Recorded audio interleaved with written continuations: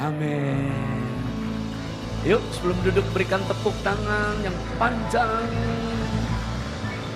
Haleluya. Lihat kanan kiri Anda, berikan salam dan katakan, Tuhan luar biasa. Tuhan luar biasa, Engkau diberkati, Engkau diberkati. Puji Tuhan. Bagaimana kabar Bapak Ibu Saudara semuanya? Silakan duduk. Luar biasa. Lihat sekali lagi kanan kiri Anda, katakan, wah kamu luar biasa. Kamu luar biasa, kamu luar biasa, kamu luar biasa. Puji Tuhan. Ada 3 hal yang sangat penting yang perlu kemudian diperhatikan oleh gereja sebelum saya akan masuk dalam tema bulanan kita, It's Time to Change. Yang pertama, gereja itu perlu ada generasi Z atau I generation. Di mana umur daripada generasi ini itu adalah usia 12 sampai dengan 27 tahun. Di mana mereka lahir rentang antara tahun 97 sampai dengan tahun 2012. Gereja harus punya Gen Z, generasi ini. Jadi kalau kita belum punya generasi ini, mari kita kemudian berdoa supaya Tuhan kirimkan Gen Z ini untuk ada di dalam gereja. Kami di Medan mungkin dalam bulan ini saya akan memberikan sebuah arahan kepada seluruh departemen supaya setiap departemen itu kemudian ada Gen Z-nya di dalamnya.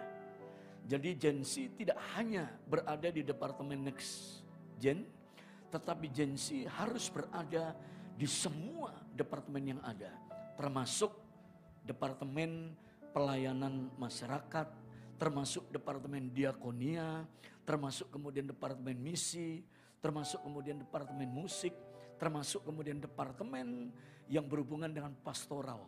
Kenapa? Karena inilah waktu bagi gereja untuk kemudian melatih Gen Z, mengambil bagian di dalam pelayanan-pelayanan yang ada.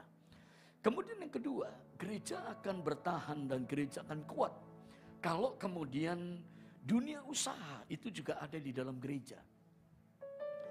Menggembalakan orang-orang yang melayani di dalam dunia usaha itu tidak mudah. Tetapi gereja harus punya orang-orang yang kemudian hidup di dalam dunia usaha. Orang-orang yang dianggap berhasil di dalam pekerjaan dan usahanya. Dan mereka harus menjadi orang-orang yang cinta kepada Tuhan. Dan itu mesti ada di dalam gereja. Kemudian yang ketiga, gereja itu perlu thinker, pemikir. Orang-orang yang kemudian berusia mungkin punya pengalaman, usianya jauh lebih matang. Tetapi mereka tidak handle kegiatan-kegiatan secara teknis. Tetapi mereka lebih banyak itu memberikan pemikiran-pemikiran dan melihat potensi-potensi apa yang kemudian harus dimiliki gereja pada masa yang akan datang. Dan saya berdoa 3 hal ini ada di gereja kita di Batam. Sehingga minggu demi minggu, bulan demi bulan akan semakin maju dan luar biasa. Mari berikan tepuk tangan. Bekerjalah ya Roh Kudus, bertakhtalah lebih lagi, urapanmu, lawatanmu, kaulah yang ku perlu, kau terutama di hidupku. Bekerjalah ya Roh Kudus, bertakhtalah lebih lagi, urapanmu, lawatanmu, kaulah yang ku perlu, kau terutama di hidupku. Sekali lagi. Bekerjalah ya Roh Kudus, bertakhtalah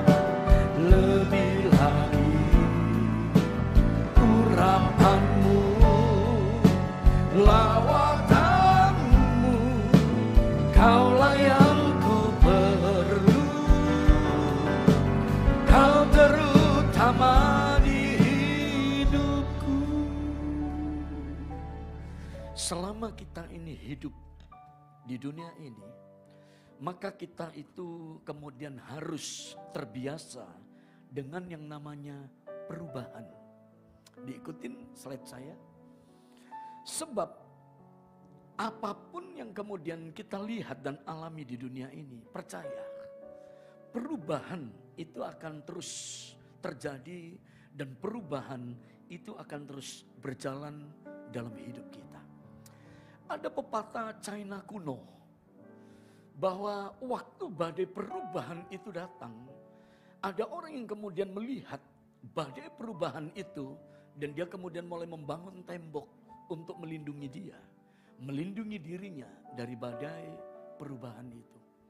Tetapi ada orang yang juga kemudian pada waktu dia lihat badai perubahan itu datang, dia tidak membangun tembok untuk melindungi dirinya, tetapi yang dia bangun itu adalah kincir angin. Sesuatu yang kemudian mampu mengubah kekuatan daripada badai itu menjadi energi yang baru. Dan kemudian akibat daripada badai itu, yang satu bangun tembok, dia perlindungi. Tapi yang satu pada waktu dia bangun kincir angin, dia berjalan lebih maju. Dan dia kemudian memperoleh berkat dari badai yang datang.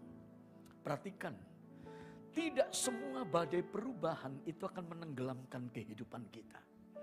Tetapi badai perubahan itu biasanya akan membawa kita lompat, melambung dan naik begitu tinggi.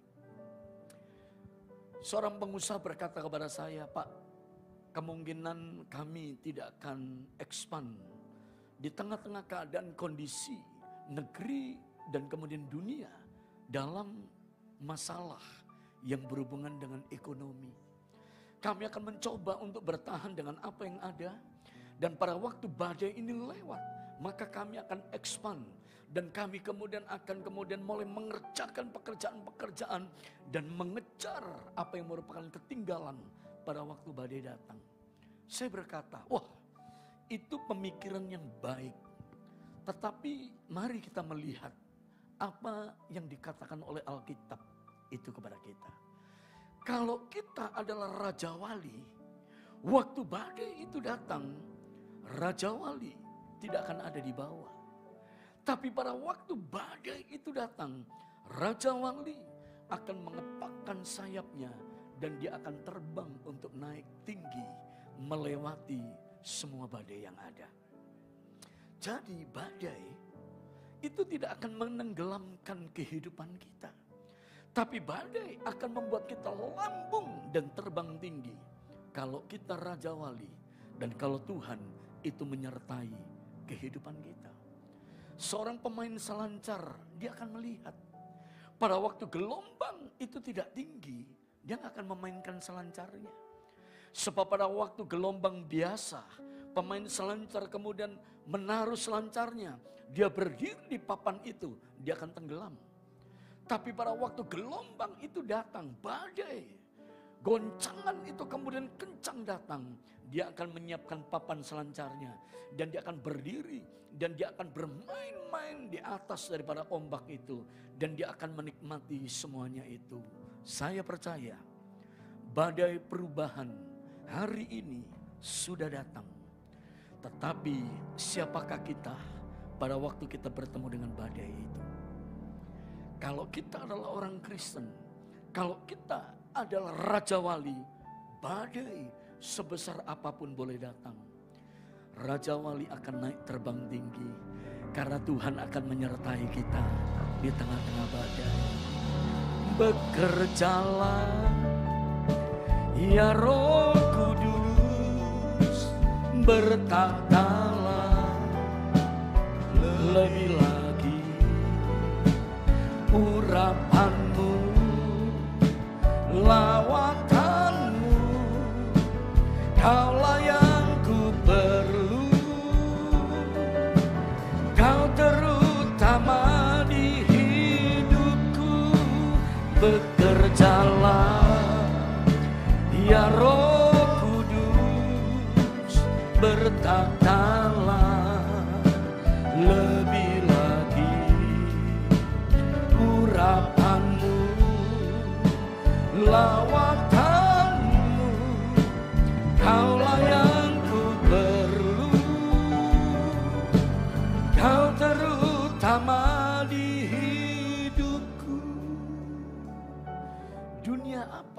yang saat ini sedang kita tinggali dan kita jalani.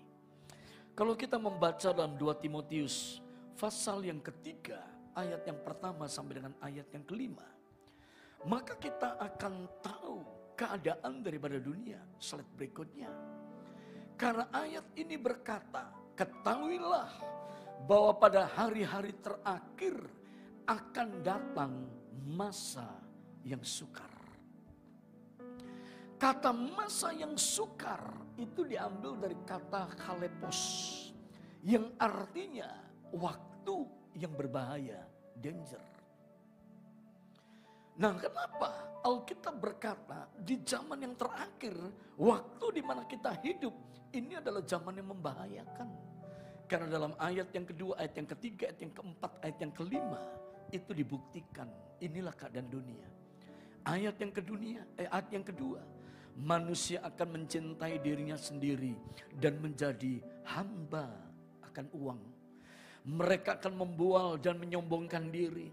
Mereka akan menjadi pemfitnah. Mereka akan berontak terhadap orang tua dan tidak tahu berterima kasih. Tidak mempedulikan agama. Tidak tahu mengasihi, tidak mau berdamai, suka menjelekkan orang, tidak dapat mengekang diri, garang, tidak suka yang baik. Ayat yang keempat, suka berkhianat, tidak berpikir panjang, berlagak tahu, lebih menuruti hawa nafsu daripada menuruti Allah. Ayat 5 bagian A. Kita baca bersama-sama 2, 3. Secara lahiriah mereka menjalankan ibadah mereka, tetapi pada hakikatnya mereka memungkiri kekuatannya. Loh, beribadah. Tapi mereka nggak yakin, mereka nggak percaya dengan kekuatan daripada ibadah. Bahwa ibadah itu berguna dalam segala hal. Ibadah berguna untuk kehidupan hari ini. Ibadah berguna untuk kehidupan pada masa yang akan datang. Bahkan ibadah berguna untuk waktu yang amat panjang. Mereka memungkiri semuanya itu. Apa yang mereka inginkan? Mereka hanya menginginkan telinga mereka itu dipuaskan dengan apa yang ada. Pastor Kong Hee, Singapura, itu pernah berkata begini. Orang Kristen ini enak sekali. Dia cuma bayar $2 untuk seluruh entertain yang dia nikmati. Gedung gereja yang bagus. Loh kan begitu Pak. Khotbah yang enak di kuping. Pemimpin pujian, penyanyi yang luar biasa. Musik yang bagus. Ruangan yang penuh dengan AC. Persembahan $2. Itu pun kalau ada. Loh, dia berkata demikian. Sehingga orang kemudian berpikir ke gereja hanya untuk menikmati. Yaitu menikmati hal-hal yang bukan rohani. Tetapi ke gereja hanya untuk menikmati seluruh suasana atmosfer yang ada. Begitu pulang dia berkata, aduh ibadah hari ini enak, hadiratnya bagus. Dan dia hanya berhenti sampai di situ. Mereka tidak tahu hakikat daripada ibadah. Bahwa pada waktu orang datang untuk beribadah, ada sesuatu yang perlu kemudian kita persembahkan kepada Tuhan. Ada sesuatu yang kita kemudian lakukan, kerjakan dengan Tuhan. Karena ibadah itu waktu kita untuk bertemu dengan Tuhan. Ada encounter dengan Tuhan. Dan setiap perjumpaan kita dengan Tuhan, maka pada waktu kita kemudian meninggalkan Tuhan, ada perubahan di dalam kehidupan kita. Sakeus ketemu dengan Tuhan, hidupnya itu berubah.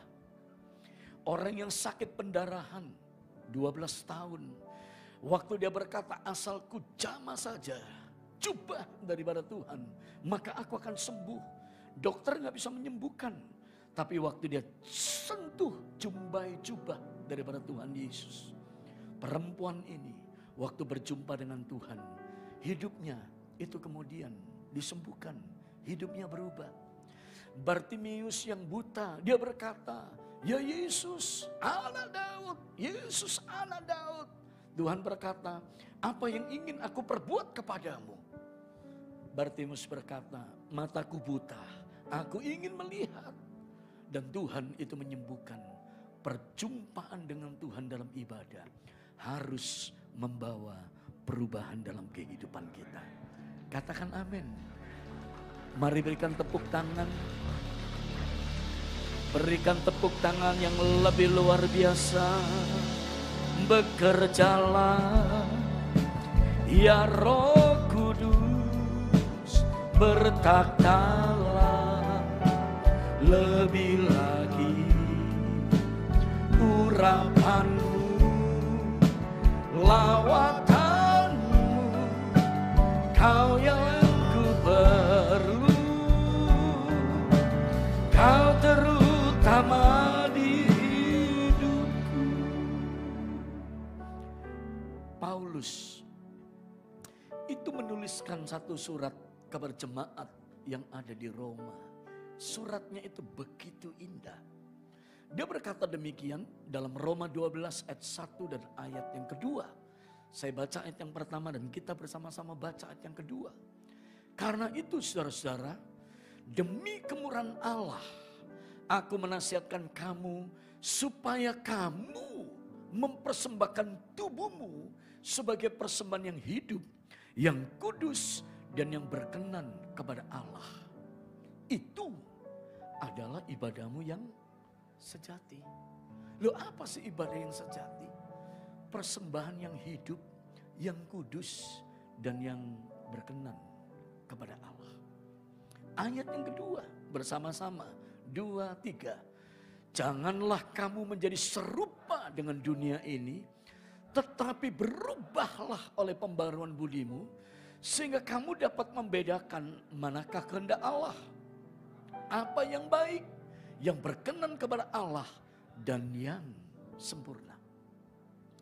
Kenapa Paulus menuliskan tulisan yang seperti ini kepada jemaat yang ada di Roma? Kalau kita pergi ke Roma, maka kita tahu bagaimana kondisi keadaan daripada kota Roma. Roma memberikan gambaran peninggalan-peninggalan dari museum yang ada, dari kemudian teater yang ada, dari bangunan-bangunan yang ada, kondisi Roma pada waktu-waktu yang lampau.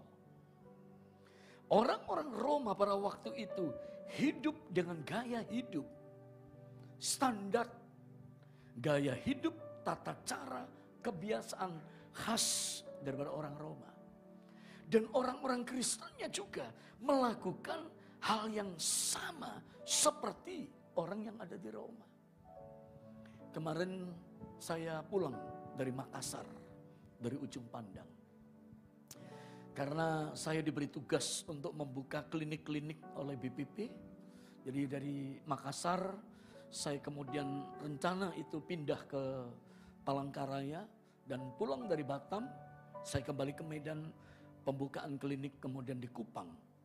Setelah klinik, maka periode tahun yang akan datang kami akan membangun seperti HOB yang dimiliki oleh Pak Wiryo, yaitu membangun pertanian dan perikanan di beberapa provinsi-provinsi yang merupakan milik daripada BPP Gereja Bethel Indonesia.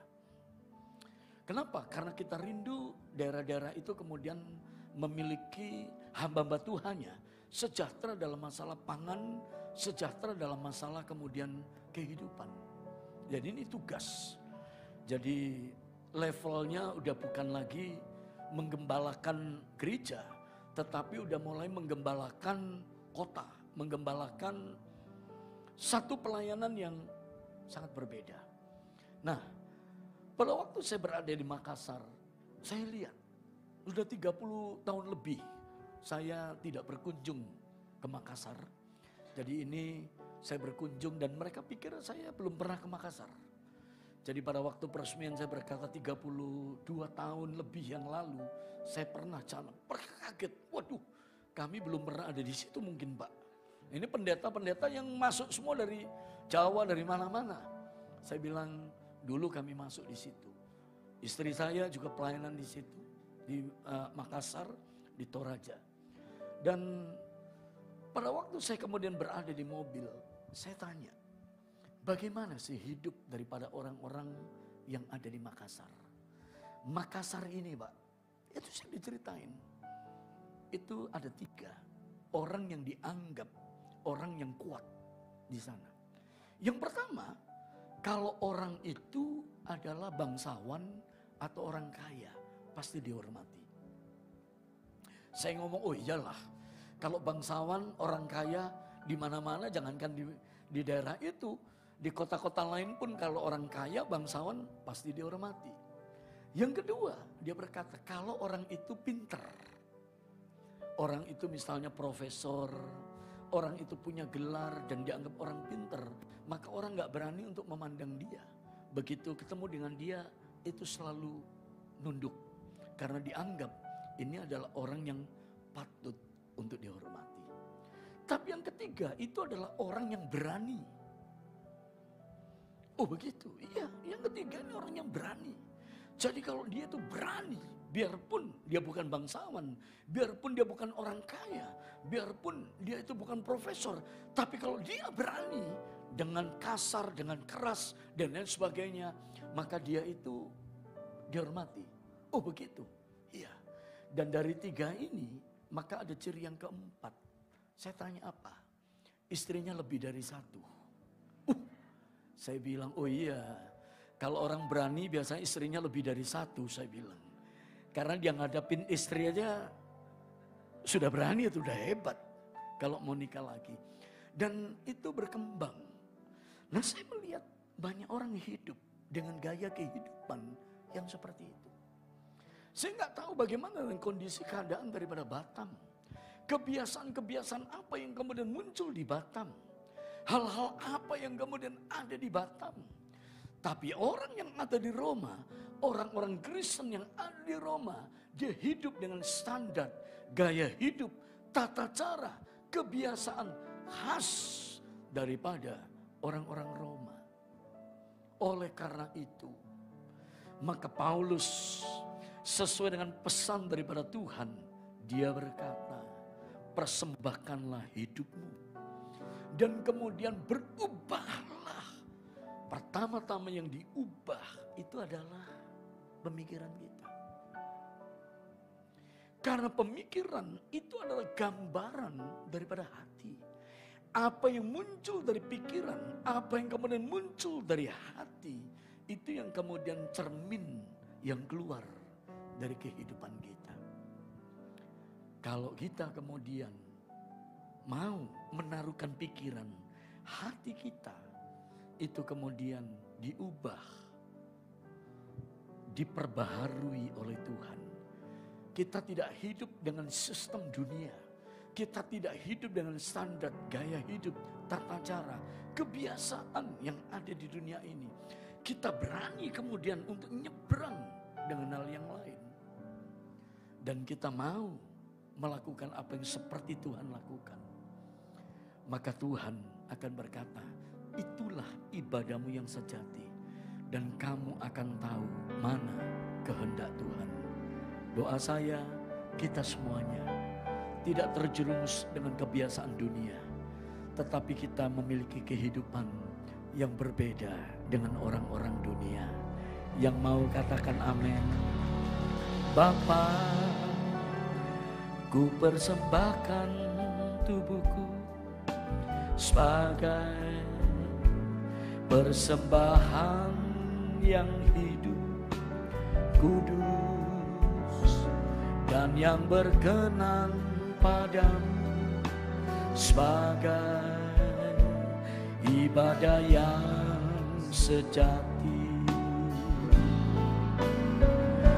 Ku sembahkan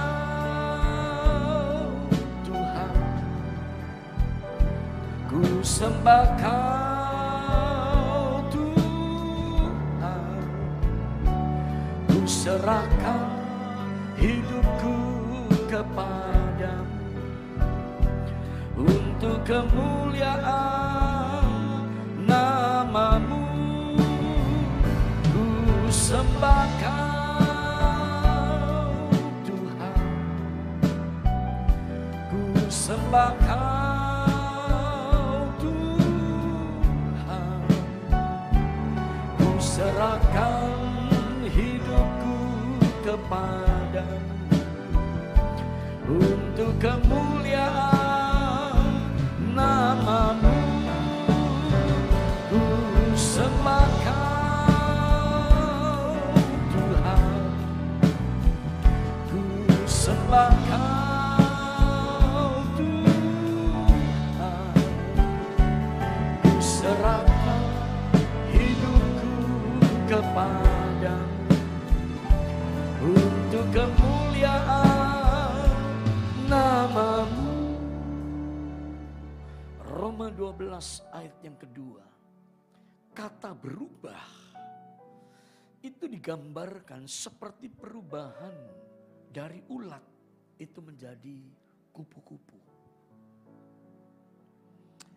Ulat yang dianggap, satu serangga atau binatang yang menjijikkan, yang orang gak berani untuk kemudian sentuh. Tiba-tiba dalam prosesnya, dia kemudian menjadi kepompong. Dan pada waktu kepompong itu terpecahkan, tiba waktunya ulat itu berubah menjadi kupu-kupu. Demikian juga dengan kehidupan kita.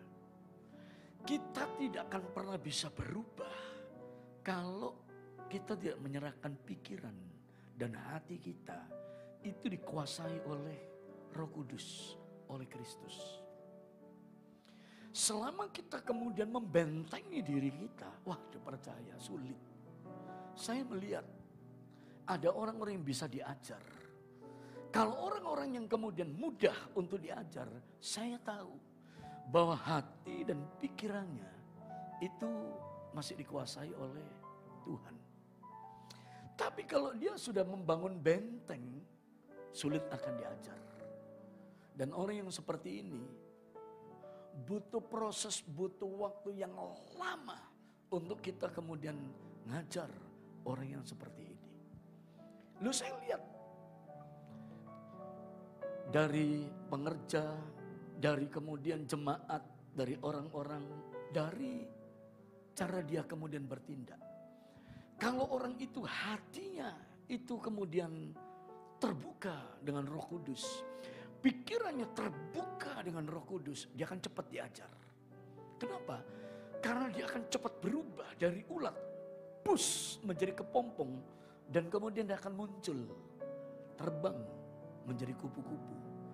Tapi kalau dia sudah punya benteng, dia nutup, percayalah, sulit untuk kemudian orang yang seperti ini itu diajar. Kenapa? Karena yang kita hadapin itu bukan kemudian pribadi daripada orang itu. Yang kita hadapi bukan orang itu. Tapi yang kita hadapi penguasa-penguasa yang secara tidak disadari mengontrol hati dan pikiran daripada orang itu. Itu dikuasai, dikontrol. Seperti yang saya tadi sampaikan. Oh, daerah ini itu seperti itu. Loh, bukan mereka, tapi ada kontrol daripada penguasa kerajaan angkasa untuk kontrol pikiran daripada mereka. Dan mereka gak bisa, hidupnya gak berubah. Tapi kalau mereka kemudian rela, mau, akal budinya, jadi kemudian hidupnya diperbaharui, berubah. Waktu kemudian orang ngomong, waktu dia diajar, cepat dia, des, begitu. Loh, saya juga demikian. Kalau ada orang yang kemudian ngajar, memberikan masukan kepada saya, dan saya nolak. Yang pertama-tama, saya itu bertanya, siapa yang menguasai diri saya? Apakah akal budi saya menguasai? Apakah roh Tuhan yang menguasai? Atau yang ketiga, penguasa daripada kerajaan angkasa yang menguasai. Karena ada kalanya udah diajar, tetap saya nggak ngerti. Udah diberitahu. Tetap bebal juga, saudara. Loh, kupingnya denger. Tapi antara kuping, hati, dan pikiran gak bisa nyambung dia. Gelek. Nah kalau kita mengalami keadaan yang seperti ini. Roma 12 ayat 1 dan 2 berkata. Berubahlah oleh pembaruan budimu. Yang pertama dirubah itu adalah pemikiran kita. Tempat di mana peperangan itu muncul. Tempat di mana peperangan itu kemudian terjadi.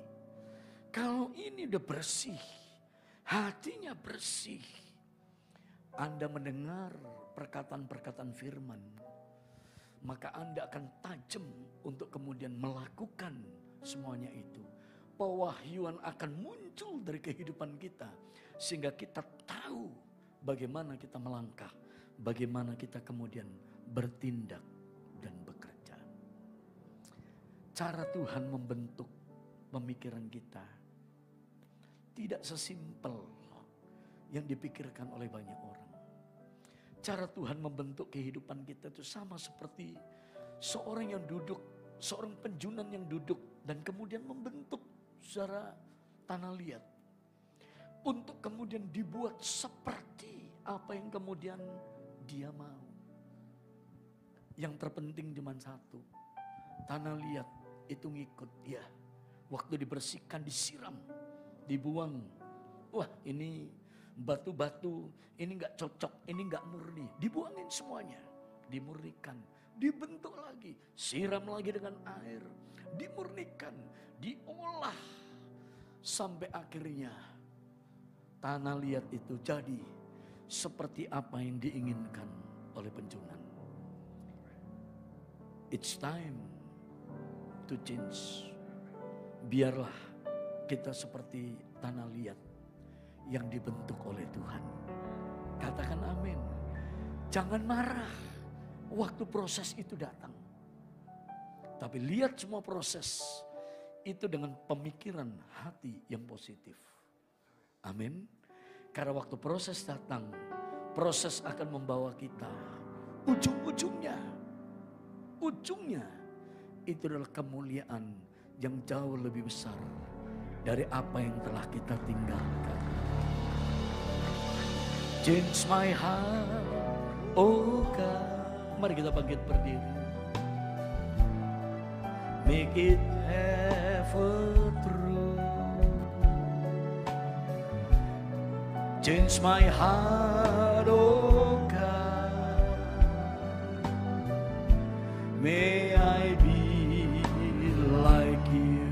Change my heart. Change my heart, oh God.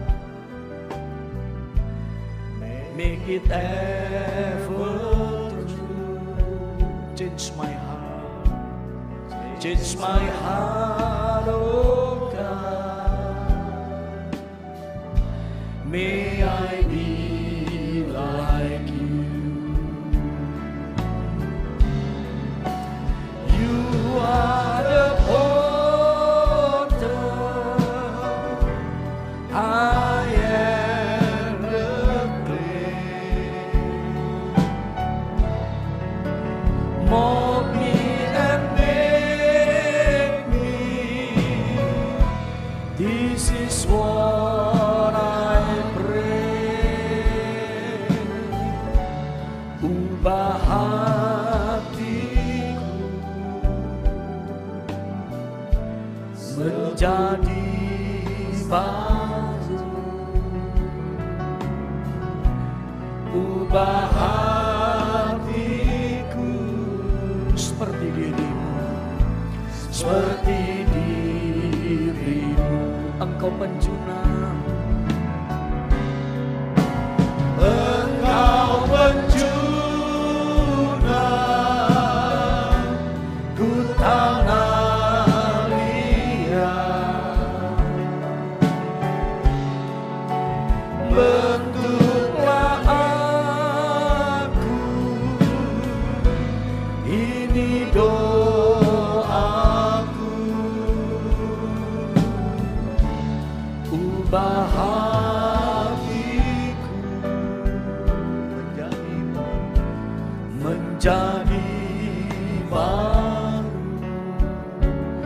ubah hatiku,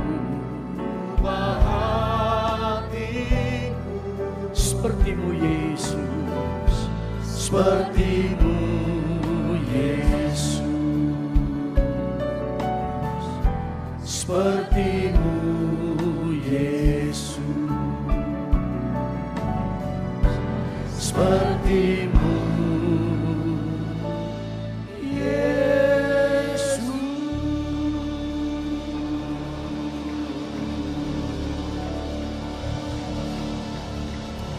Tuhan, ubah kehidupan kami, ubah hidup kami ya Tuhan. Rialana maralana matakala nama, rialana nama, kuriarala nama satu, rialana nama, kinala namo, rialana maralana maralana maralana nama. Oh, rialana maralana maralana matakala nama, rialana nama, kinala nama sir, rialana nama, rialana nama. Mari ambil waktu beberapa saat, beberapa menit ini berdoa, berdoa. Hal-hal yang perlu kita ubah dalam kehidupan kita. Minta Tuhan untuk menolong kita mengubahnya.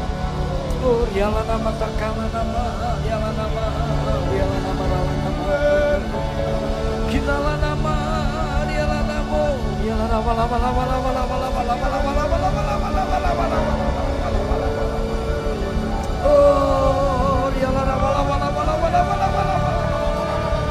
Engkau memberikan otoritas dalam kehidupan kami.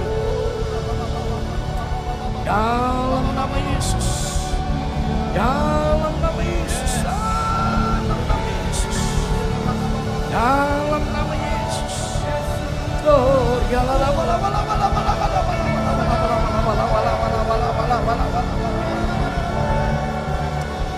kita nama, riala nama,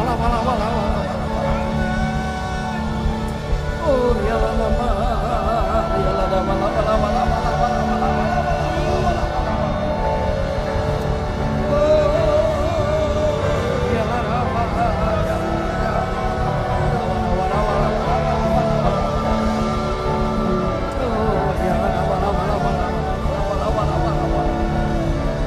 Tuhan berkati umat-Mu, berkati umat-Mu. Engkau memberikan hati yang baru, Engkau mempertajam, Engkau memperbaharui ya Tuhan. Dalam nama Yesus, dalam nama Yesus. Oh ya Allah.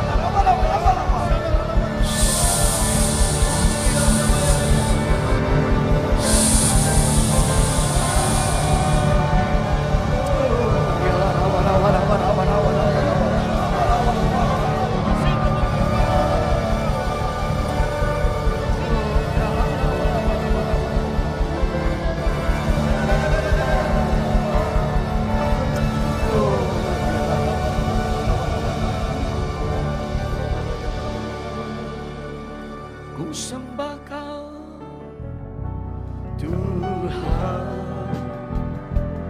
ku sembah Kau Tuhan, ku serahkan hidupku kepadamu untuk kemuliaan nama-Mu. Ku sembah